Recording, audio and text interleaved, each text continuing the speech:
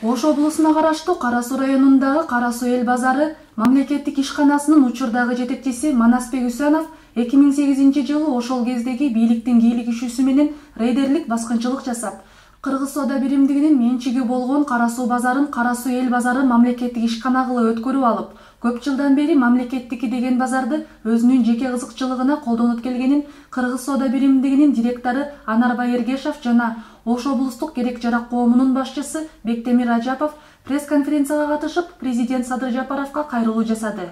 Алардын айтымында Кара Суу эл базары жайгашкан жер аянты Ош облустук керек-жарак жана кооперативдер коомуна таандык болгонун жана базардын курулуш иштерине жеке каражаттын сарптаганын, буга далил катары тиешелүү архивдик документтер бар экенин белгиледи. Ошондуктан бул базар керек-жарак коомунун менчиги болуп, 2000-жылы мыйзамдуу түрдө Кыргыз соода биримдигине сатуу тууралуу чечим кабыл алынганын Ош облустук керек-жарак коомунун башчысы Бектемир Ражапов тастыктады. Бизнес фондунда СК Компартия киргизет токтомалып бизге өткөрүп берген. Ал малда эми сиздер 85-87 жылдар окшо колхоздун рулуктарынын акыбалы аябай начар болгон. Ана мына списоктер бар. Кимге канча өткөрүп берген, биз өз документтерин сүрөттөрүн көрүп атабыз. Мына бул архивдик документ. Анан кийин биз муну алгандан кийин базарды бизге өткөргөндөн бүт облустар, Ош облусу, анда Жалал Абад, Баткен, Ош бир болгон бүт облустардын базарларын кайрадан куруу баштаганбыз. Ошондо биз жана Кисловодский жана бөлөк берештерди келип, анан Кара Суу базары жаңы курулушту баштаган 85-жылы.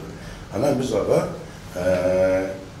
ошо базарга облус потребсоюздун централизованный фонд бүт облустан чогулган акчабыздан 3 миллион 9 миң сом рубль саттаганбыз. Бул алмалда 3 миллион доллар деген сөз. Алмалда 1 доллар 70-80 тиын. Ошону менен бунун баары бүт курулган.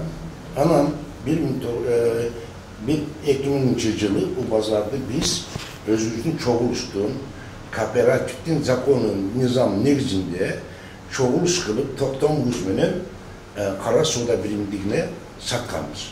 Бул сатылып бүткөн. 2005-жылы революциядан кийин 6 жылдан кийин Осмонов деген арыз берип атат. Биздин мен жок деди. 6 жыл каякта жүргөн? 5 жыл деген, 5 жыл каякта жүргөн? Анан муну келгенден кийин Кара Суу соту тартып алып, эл базары деп эле берип койду. 2008-жылы Ош облусунун жана Ош шаарынын юстиция башкармалыгы тарабынан Кара Суу эл базары каттоодон өтүп, жергиликтүү сотторго катышкан. Ал эми ошол Кара Суу эл базары кантип Туратали базары болгон деген суроого юстициядан жооп жок дейт. Ошондой эле Бектемир Ражапов менен Анарбай Эргешовдун кайрылуусунун негизги талабы 2018-жылкы жогорку соттун чечими боюнча Кара Суу базары баштапкы ээси катары Ош облустук керек-жарак коомуна кайтарылышы керек эле. Тилекке каршы 2019-жылы Ош облустук райондук аралык сотунун судьясы Акыл Досалиевдин жардамы менен рейдерлик баскынчылык жасап тартып алышканын айтышты. Кара Суу эл базары, Туратали, Кара Суу эл базары, мына эл базары деп мына каттоодон өткөн. Мына буйругу Кара Суу эл базары. Жана айтылганда азыр биз барып юстицияга кайрылсак, Кара Суу эл базары такыр жок деп берип атат. Мына таанышсаңар болот. Кара Суу эл базары такыр жок дейт. Азыр Туратали базары бар деп атат. Жана булар акчага каалагандай күбөлүк жасай береби, Өкөбү мына Тураталыны караң, свидетельствоны карагыла. Өкөбү bir жылда bir числода болуп атат. 2008 Кара Суу эл базары каттоодон өтүп атат. 2008 Туратали базары да каттоодон өтүп атат. Мына адрес bir адрес. Ошол эле адрес, ошол эле базар. Туратали базары боюнча юстиция отказ берип атат. Мына өзү кече алдык мына ответти. Бул отказ болгон, Туратали базары жок. Биз кайсы бирине ишенебиз? Туратали базарыга ишенебизби? Же ушунча жылдан бери биз менен соттошкон Кара Суу эл базарына ишенебизби? Жогорку сотто каралган, өзүнүн мүлкүнүн далилдей албаган Үсөнов Манас Ак үйдүн колдоосу менен Ошко барып туруп, райондук аралык соттун судьясы Досалиевке доо арыз менен кайрылып атат. Мунун ал жерге кайрылууга укугу жок.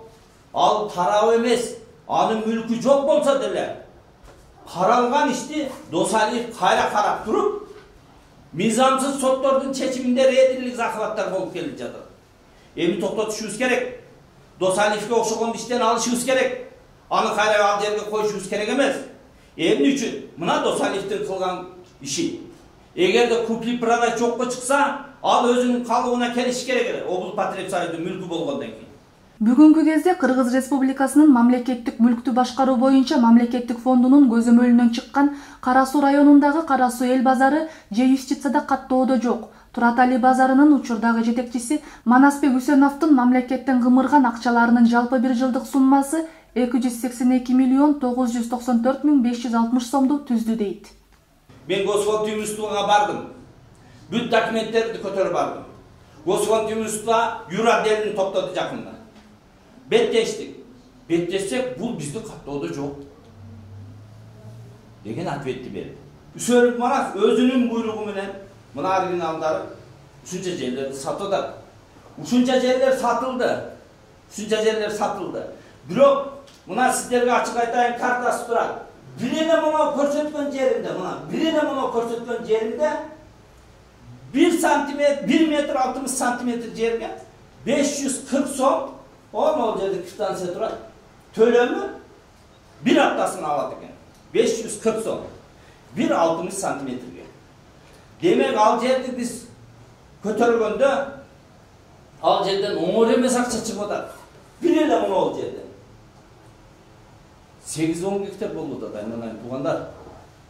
Бул канча жерлерди сатып берди? Канча жерлерди мамлекеттен бекитти? Эгерде бул мамлекеттик ишкана болсо, Үсөнов Манас өзүнүн буйругун чыгарып, ушунча жерге сатууга укугу бар беле? Биздин кайрылуубуз бүгүн мына Садыр Нуркожоевичке, Камчыбек Ташиевичке биздин кайрылуубуз ушунчалык далилденип турган кылмышкердин камашка духу жетет деп ойлойм. Мамлекетке келтирген зыянды төлөтөт деп ойлойм.